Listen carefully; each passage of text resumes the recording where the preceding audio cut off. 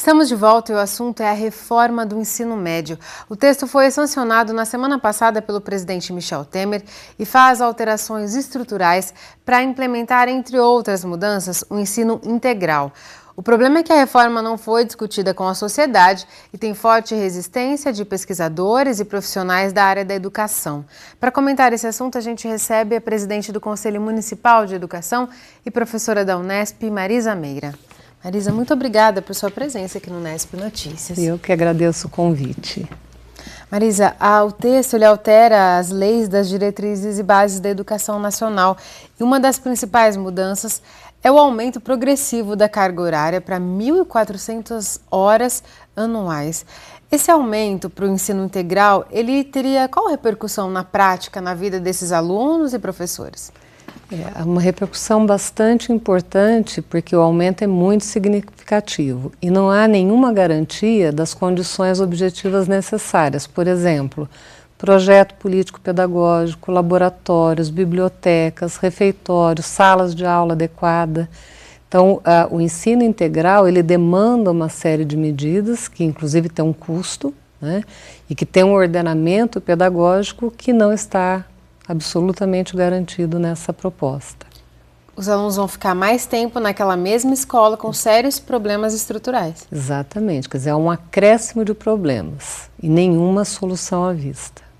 O texto deixou só como obrigatórias as disciplinas de língua portuguesa, matemática e inglês. Isso significa que esse aluno pode não ter as disciplinas de história, geografia, filosofia, sociologia, artes, educação física? Existe uma questão que eu diria capciosa aí no texto, né, final, porque no texto que foi enviado como medida provisória, em setembro, pelo governo federal, havia a exclusão de disciplinas como filosofia, sociologia, artes e educação física. No texto final, em função de uma série de discussões que aconteceram, de críticas, elas voltaram, porém não com o mesmo estatuto de português, matemática e inglês. Elas não vão ser mais disciplinas, pode acontecer isso? Pode acontecer, porque ali se fala em estudos e pesquisas, né, nessas áreas. Então, várias coisas podem acontecer. Então, o texto ele é muito ambíguo e ele dá com uma mão e tira com a outra.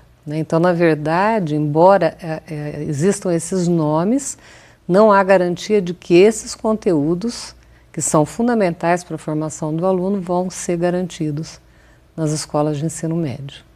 O texto fala que o currículo do ensino médio será definido pela Base Nacional Comum Curricular, que ainda está em discussão, né? E por itinerários formativos. E o texto define 5 itinerários e o aluno deverá escolher por um deles, né? Ou nas áreas das linguagens, ou matemática, ou em ciências da natureza, ciências humanas, ou uma formação técnica e profissional. Mas as escolas não serão obrigadas a oferecer todos esses itinerários, né? Não. E esse é o maior engodo de todos, né? Porque elas serão obrigadas a oferecer um itinerário. Poderão oferecer os 5, mas não são obrigadas a isso, né? E dadas as condições das escolas atuais, é de se esperar que a grande maioria das escolas públicas oferecerá uma área. Então, aquela grande questão de que o aluno vai ter liberdade, né, para cumprir o seu itinerário, que esse é o nome, né, itinerário formativo, na verdade, isso não vai acontecer. O aluno vai ter que seguir o itinerário possível, que é aquele que vai estar sendo oferecido. Né? E isso caracteriza um empobrecimento, porque se você tem conteúdos consagrados, né, como sendo fundamentais, por que levar o aluno a escolher? Especialmente numa idade, né, em que ele não teria a menor condição de fazer uma escolha consciente, ainda que todas as áreas fossem oferecidas. Né? Quer dizer, escolher tão prematuramente, sem ter acesso a todas as possibilidades, deve restringir a formação, tornar mais precária? Torna a formação precária e o futuro desse aluno também, porque com itinerários bastante diferenciados, dificilmente haverá igualdade de oportunidades de acesso, por exemplo, a vagas em boas universidades, né? Então, nós teremos alunos com itinerários mais enriquecidos e outros com itinerários bem empobrecidos. Então, o empobrecimento acontece durante a formação e depois mais adiante na vida profissional, que vai ser limitada por uma pseudo-escolha que na verdade vai ser determinada por condições precárias na maior parte das vezes. O texto fala também da possibilidade de se contratar profissionais com notório saber na área em vez de professores para lecionar. É uma desvalorização também daquele profissional que se formou na área. Com certeza, e vai na contramão de um processo histórico consagrado no mundo todo e também no Brasil, e que culminou na determinação recente, de alguns anos atrás, de que todo profissional, para ser professor, deveria cursar um processo formativo específico.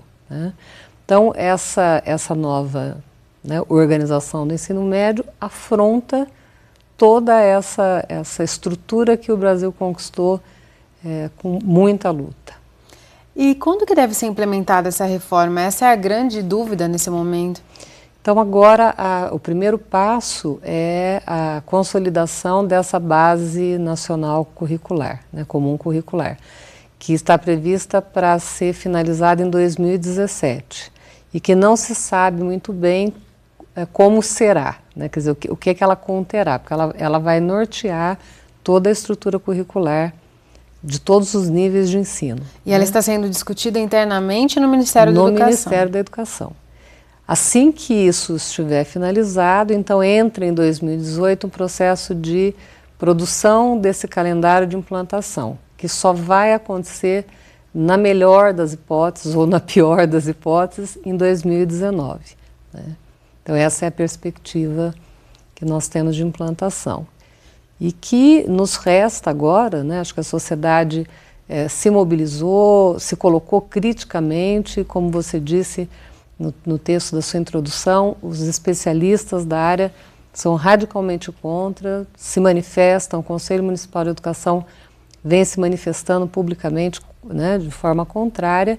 Embora a gente tenha feito todo esse movimento, não foi possível impedir a aprovação, mas a gente precisa se organizar para acompanhar de perto e fiscalizar com rigor como é que vai se dar essa implantação, tentando salvar o que for possível da qualidade que vai ser oferecida na educação dos nossos jovens. Certo, Marisa, muito obrigada por suas contribuições aqui. Obrigada a você.